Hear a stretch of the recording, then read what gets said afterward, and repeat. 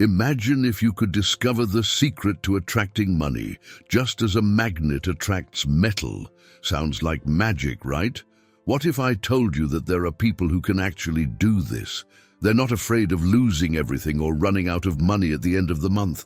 These people thrive, grow, and have a life full of abundance, and most surprisingly, many of these secrets are in the Bible. Now, you might be thinking, but how can something so old help in today's world? Well, here's the point. A millionaire who knows a lot about money decided to reveal 15 habits from biblical teachings. These habits are like keys that can open doors to a more secure and prosperous future. But beware, many people ignore this advice and end up missing out on incredible opportunities and even facing financial difficulties that they could have avoided. These habits are like seeds. If you know how to plant them, water them, and look after them, they can grow and bear fruit that will sustain you and your family for many years to come. So, how about getting to know these 15 habits that can transform your path to prosperity? In this video, I'll show you how to attract lots of money and live a life of abundance. 1. Live below your means. Imagine that you have a glass and that all the money you earn is like the water you put in it. Now, if every time you put water in it, you let a little leak out the bottom, the glass will never be full, will it? It's the same with money. If you spend everything you earn, there's never anything left. But what if we put the water in the glass and only take a little bit out at a time? Over time, the glass will start to fill up. That's what living below your means means.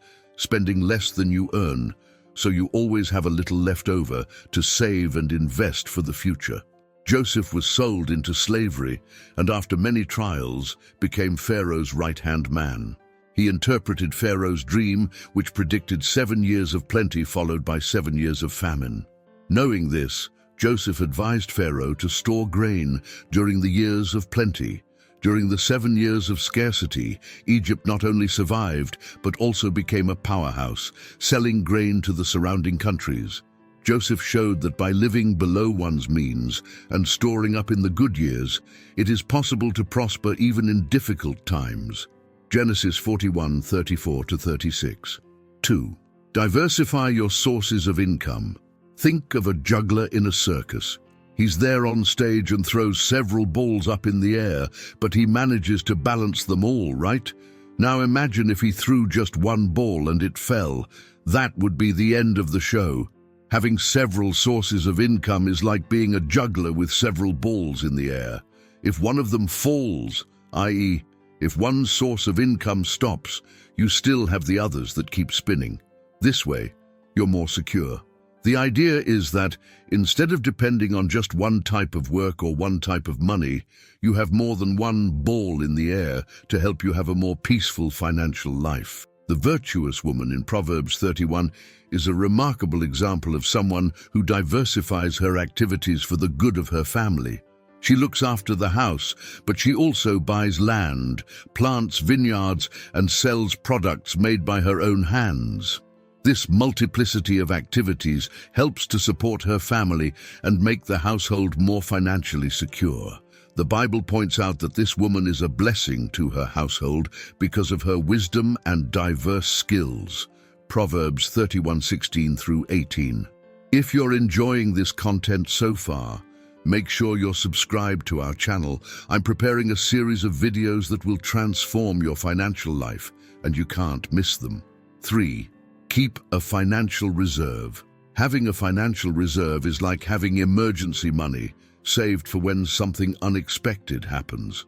This money isn't to buy everyday things or to spend on things we want, but rather for times when something unexpected comes up, such as an extra expense or a problem that needs to be solved. Starting this reserve is simple. Save a little at a time until you have enough to cover your expenses for a few months. That way, if something goes wrong, you have that money to help out, and you don't have to worry so much. Joseph, interpreting Pharaoh's dreams, knew that he had to be prepared for the future. During the 7 years of plenty, he led the construction of huge storehouses and stockpiled enough grain to withstand the years of famine. Thanks to this reserve, Egypt not only survived, but excelled, attracting people from other regions to buy food. This reserve made all the difference in making Egypt a prosperous and secure country. Genesis 41:48-49. 4. Invest wisely. Saving money is important, but making it grow is even better. When you invest, your money starts working for you. This means that over time, it can grow and grow. Think of investing like planting a seed. You put it in the ground, take good care of it, water it, and over time it grows into a tree that bears fruit. The key is to start slowly and choose investments that make sense for you. Even if it's a small amount, over time these investments can grow and multiply. In the parable of the talents, a man distributes talents, currency of great value, to his servants before leaving on a journey. 2 of the servants invested the money and multiplied it, while one, out of fear, buried the talent and made no income. When the master returned, he rewarded the servants who had made the money grow, but reprimanded the servant who had done nothing. This parable teaches the importance of doing something productive with what we have and not wasting our resources. Matthew 25:14-30. 5. Seek wisdom. Imagine that you have a garden, and that, for it to be beautiful and full of flowers, you need the right seeds, and you also need to learn how to look after it. Now think that your wisdom is like these seeds for the garden of your financial life. The more you learn and understand about money, the better you can look after it. Seeking wisdom is like asking for advice, reading up on finances, understanding where to invest, and learning from those who already have experience. This way, you'll always be looking after your financial garden, and it will grow stronger and more beautiful over time. Solomon was a young king, and when he took the throne, he asked God for wisdom instead of riches or power. God granted his request and gave him wisdom and understanding, making him the wisest king in Israel. With this wisdom, Solomon was able to govern the people justly and effectively, promoting peace and prosperity for Israel. He also amassed great wealth, showing that wisdom can lead to success in many areas of life. 1 Kings 3:9-12. 6. Practice generosity. Being generous is a way of making room for prosperity. When you help other people, whether with money, time, or your skills, you not only benefit them, but also create a sense of abundance in your own life. Generosity is like a positive cycle. The more you share, the more good things come back to you in unexpected ways. The widow of Zarephath. During a drought, the prophet Elijah came across a widow who was about to prepare her last meal for herself and her son. Even in dire need, the widow complied with Elijah's request and shared her last portion of food. As a reward for her generosity, God guaranteed that her flour and oil would never run out until the end of the drought. This story shows that when we are generous, even with little, we receive blessings in return. 1 Kings 17:10-16. 7. Be patient with your finances. Patience is essential to see financial growth. We often want quick results, but the reality is that the things that are most worthwhile take time to develop. Being patient means avoiding the temptation to spend impulsively and focusing on saving and investing, waiting the necessary time to reap the rewards. Job was a rich and righteous man who lost everything, his wealth, his health, and his children, in a short period of time. Even in the midst of his pain, he maintained his patience and faith, refusing to curse God. In the end, God restored everything Job had lost, doubling his possessions and blessing him with a long and prosperous life. Job teaches us that, even in difficulties, patience can bring rewards. Job 42:10-12. 8. Avoid unnecessary debt. Debt can be a major obstacle to financial freedom. By avoiding unnecessary debt, you keep control of your money and avoid compromising your future income. Debts that only serve to maintain a lifestyle you can't yet afford can become a burden. Instead, focus on using credit wisely and avoid as much debt as possible that isn't for something really important. Paul advises on debts. In Romans, Paul talks about the importance of avoiding debts that don't bring a positive return, encouraging Christians not to owe anyone anything except love. He points out that excessive debt can make us dependent on other people and take away our freedom. This advice reminds us to be careful with credit and to live within our means in order to maintain our financial autonomy. Romans 13:8. 9. Work diligently. Working hard and giving your best in everything you do is one of the secrets to financial success. When you work hard and commit yourself, you not only improve your skills, but you also become more valuable at what you do. This increases the chances of success and of building a solid career that can bring a stable and rewarding financial life. Joseph was diligent in everything he did, whether as a slave, prisoner, or governor of Egypt. Even in the most difficult situations, he didn't lose heart and continued to work with integrity and dedication. His diligence was rewarded, and he rose to positions of high responsibility and power in Egypt, saving the lives of many people during the famine. Genesis 39:2-4. 10. Cultivate contentment. Imagine you have a glass of water. If you keep thinking that it should be fuller, you'll end up not enjoying what you already have. Contentment is like looking at the glass and appreciating the water that's there instead of always wanting more. Being happy doesn't mean that you shouldn't have ambitions or that you can't work to improve. It does mean being able to appreciate what you have already achieved without comparing yourself to what other people have. This feeling of gratitude and satisfaction brings peace and makes you enjoy life more as you pursue your dreams. Paul wrote that he learned to be content in any situation, whether in times of plenty or scarcity. He knew how to value what he had and didn't let a lack of resources diminish his peace of mind. This contentment strengthened him to face great difficulties, and he shared this vision so that others could also find satisfaction regardless of their circumstances. Philippians 4:11-12. 11. Plan for the future. Good financial planning is essential if you want to achieve your goals. This involves setting clear goals, creating a budget, and planning what you will need for future situations, such as retirement or emergencies. A good financial plan helps you avoid unpleasant surprises and keeps you on track, even if unforeseen events arise. Proverbs uses the ant as an example of planning.